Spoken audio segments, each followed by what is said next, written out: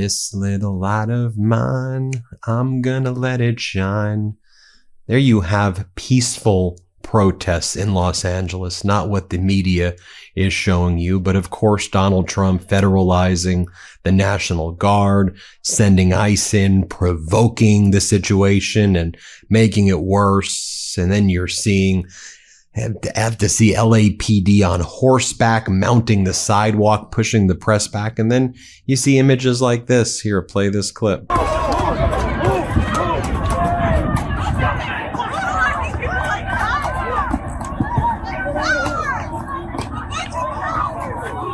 And then you see here protesters being further attacked. Play this clip.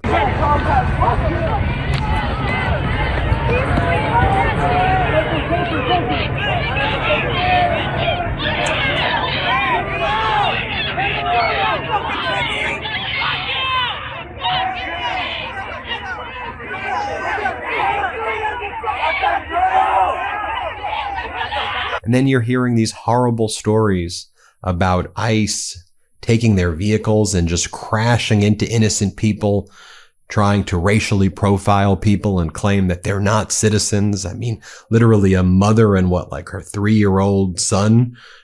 Just take a look at what happened to this lady and her little kid. Look at her kid right there. She describes what went down. Play this clip. And she tried coming out, we came out, and right as they didn't even fucking try pulling us over. They literally crashed the front, they crashed the back. They kept grabbing this side. Where you guys can see my kids' car seats on this side, and they kept ramming onto that side.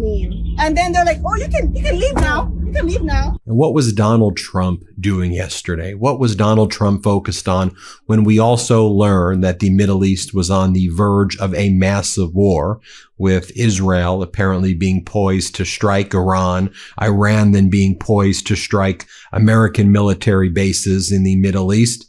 Donald Trump, as part of his bizarre arrangement with Melania, went to Les Mis.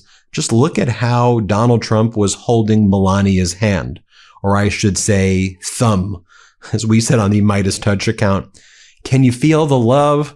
Our editor-in-chief, Ron Filipkowski, goes, it's Bonnie and Clyde without the passion, fashion sense, physical courage, or the decency to rob people face to face. Zoom in on the hand right there.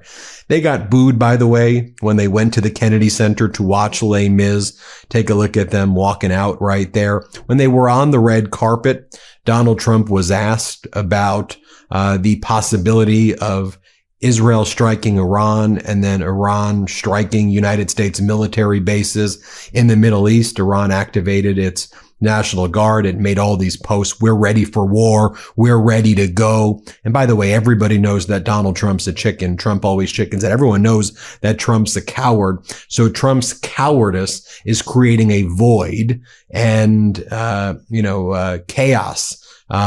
Is being filled basically by, these new power structures that are being created. Here's how Donald Trump responded. Play this video when asked about the dangers posed by Iran. And he's like, well, I guess it's a dangerous place. Watch how pathetic this is. Trump on the red carpet while there's a military crisis taking place. Yes, a question from Newsmax. Could you provide an update on Iran? We're hearing reports that U.S. personnel are being moved out of the region within striking distance. Well, they are being moved out because it could be a dangerous place, and we'll see what happens. But they are we've given notice to move out, and we'll see what happens. Is there anything that can be done to dial the temperature down in the region? They can't have a nuclear weapon. Very simple. They can't have a nuclear weapon. We're not going to allow that. And then next, Donald Trump is asked, do you identify more with Jean Valjean or Javert from Les Mis? And then Donald Trump pretends that he's seen Les Mis. Clearly, Donald Trump doesn't know the plot of Les Mis. But he goes, that's a tough one. I don't know which character I am. Here, play this clip. Question on the musical. Have you seen the musical before? And do you identify more with Jean Valjean or Javert? Oh, that's a tough one, that last part of that question. That's tough, I think. You better answer that one, honey. I don't know. I've seen it. We've seen it a number of times. It's fantastic. I thought it was just about our first choice. That's what we got And we have others coming. Other great ones are coming. Then Donald Trump says that if it wasn't for me, LA would be burned down by now. Play this clip. People are wealthy. The country's getting back to strength again. That's what I care about. And we're going to have a safe country. We're not going to have what would have happened in Los Angeles. Remember, if I wasn't there, if I didn't act quickly on that, Los Angeles would be burning to the ground right now. Okay, well, let's take a listen to what the LAPD chief has to say, because he disputes Trump's claim and he goes, we definitely did not need the National Guard at all. We never even came close to getting to the point where we had to call in the National Guard. Play this clip. No, we were not in a position to request the National Guard. We have a protocol that we work up through. First, we bring in all internal resources to bear on the issue, whatever it is. Then we mobilize the department or part of the department to be able to get everybody out there dealing with the issue. If we don't have the capacity at that point to be able to do that, then through the sheriff, we request mutual aid, and we get our law enforcement partners from police departments and sheriff's department throughout the Southern California region to assist us in doing what it is we need to do. We're at that level now, and we're nowhere near a level where we would be reaching out to the governor for National Guard at this stage. And my hope is that things are going in the right direction now, and that we wouldn't have had to have done that, or we won't either. That's notable to hear you say that you're actually nowhere near that stage. And by the way, it should also be noted that LAPD sent out a press release a few days back, Thursday, Friday, saying these protests were peaceful, thanking the organizers. And that's when Donald Trump escalated things. He's always been looking for an excuse to try to take away blue states' rights. He's jealous of Gavin Newsom. And by the way, isn't California Governor Gavin Newsom just completely outmaneuvering Trump? So Trump federalizes the National Guard, sends in the Marines. We have more military in California now than we do in Iraq and Syria. And they're just kind of sitting there inside buildings, by the way, which is actually harmful to our overall national security. And by federalizing the National Guard, there's wildfires right now taking place in San Bernardino where the National Guard actually needs to be utilized, but they're being pulled away from that. Only like 100 or so are actually operationalized, and they're standing like just security guards in front of a federal building, not even know what the hell they're doing. And here the LAPD chief says, yeah, we really don't know what they're doing. We don't know why. This is the LAPD chief. That's why I want to play this to you. I want to bring you the receipts so you don't just take my word for it. The LAPD chief is like, yeah, we don't really know what the hell their role is. Like, I don't know what the National Guard and Marines are doing. Play this clip. Of the National Guard and of the Marines. I mean, if someone's watching, I think they would think if anyone should know, it should be you. Why do you think you don't know what they are doing and what they are supposed to be doing? This is unprecedented. I feel comfortable in knowing what their stated purpose is, their mission, as I said, to protect federal employees and facilities. But as far as the scope of their responsibilities or their abilities relative to arrest or dealing in a municipal environment, that's not something that they do every day, certainly. What their training is, we're not sure of that, either on the Army or the Marines as it relates to crowd management, crowd control in an urban environment. So a lot of questions that we'll still be asking, but our role is very clear to us, is to keep the peace and to allow people who are protesting peacefully to do so. Is there a clear line of communication between the LAPD and the Pentagon about this? Not with the Pentagon, but with there's a general who's been assigned here, General Sherman. We have had our folks in conversations that he's been involved in calls. I still want to be able to clarify things further. So as I mentioned, Iran's basically saying, we're ready for war, we're ready, in response to the news that Israel was about to strike. Sources familiar with U.S. assessments and intelligence said that there was some evidence that Iranian-backed paramilitary groups in Iraq, who were recently provided ballistic missiles and additional precision munitions by Iran, as well as other militia groups in the region, were preparing to attack U.S. bases and interest in the Middle East, according to Al Arabia. Abu Ala al-Walali, the commander of the Khatib Saeed al-Shuhada, an Iranian-backed paramilitary group operating in Iraq, released a statement earlier today vowing to attack the U.S. assets. But don't worry, folks, don't worry, because you have Kristi Noem the professed dog killer and cosplayer dressing up in her different outfits. I don't know. Is she going to be dressed up as cowgirl, Christine Ohm? Is she going to be dressed up as a military girl or whatever, military woman? I mean, Governor Newsom just mocks her right here and basically goes, their entire world is driven by fiction. So is it any surprise to you that the United States image has declined in many nations amid zero to low confidence in Donald Trump? Pew Research just came out with the poll yesterday showing how countries feel about Trump. Low confidence in Trump in most countries surveyed. In terms of no confidence, for example, 77% of Canada has no confidence, 62% of UK, no confidence, 63% in Greece, 60% in Poland, 68% in Italy has no confidence, 77% in Netherlands, 78% in France, 80% of people in Spain have no confidence in Trump.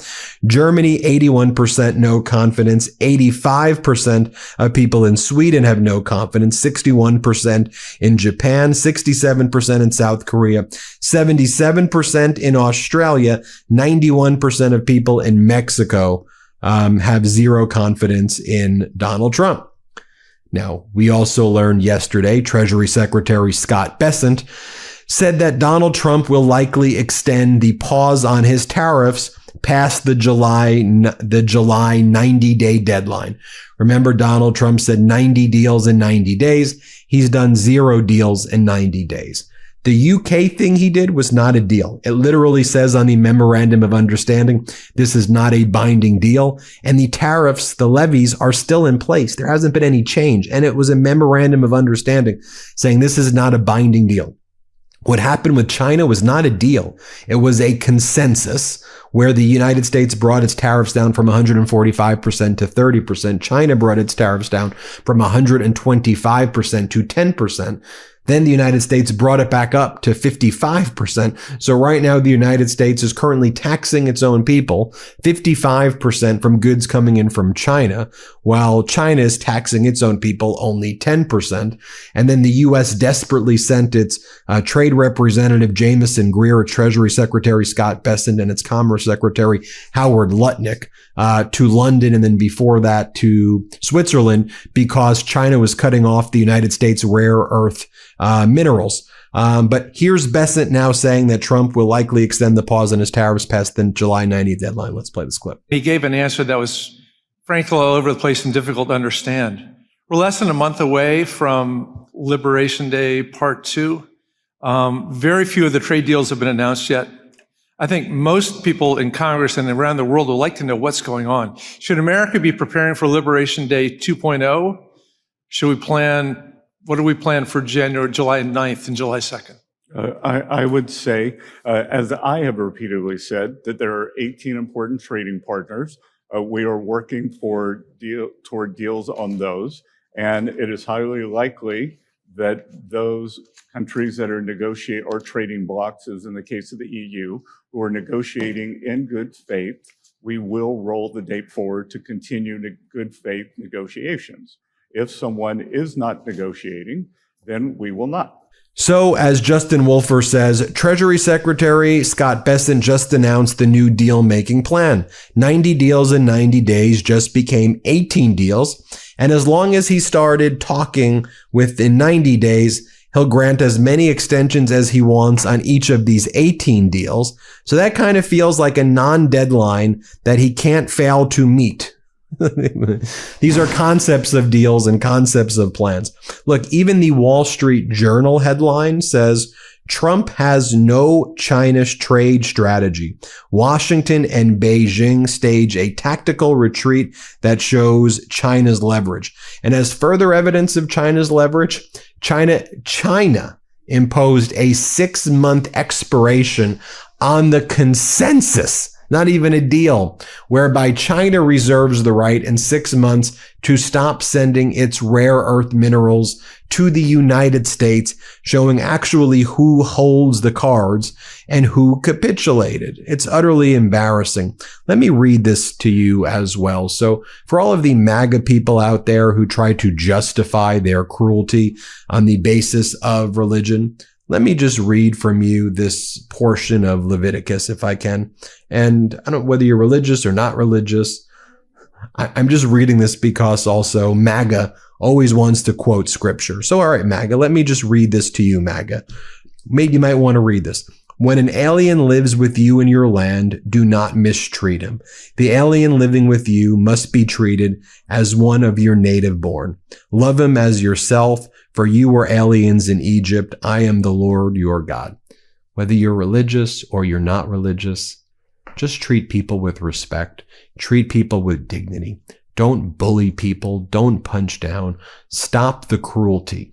And we, as humans, need to stop gamifying politics so that we somehow justify this cruelty. We should never justify this cruelty. And we in the pro-democracy community should never equivocate in our support of basic humanity. We should never hedge. We should never worry that we're on the wrong side of the issue. We should never hesitate. It pains me when I see LGBTQ people, when I see trans people, when I see minorities and marginalized communities get bullied, when I hear MAGA people attack DEI, attack diversity as though it's a weakness. Diversity is a strength. America is a melting pot. That's what makes America strong. And we need to always stand for our fellow human beings. We should want to live peacefully. We should want to embrace humanity. We should want to help people up, not push people down. We should not be so greedy where you have these billionaires who want 5, 10 private jets, 20 private jets, where they're literally stealing the money in a disastrous budget bill from the people who need it the most. I mean, how are people who are making less than $50,000 giving $1,000 to people who make more than $4.2 million so that the people who make more than $4.2 million can save an extra $424,000 in their taxes? Why do they need the extra $424,000? The people who are making $4.2 million will be fine without that. The people who are making under $50,000 will not be fine without that $1,000. Living paycheck to paycheck is a form of psychological torture.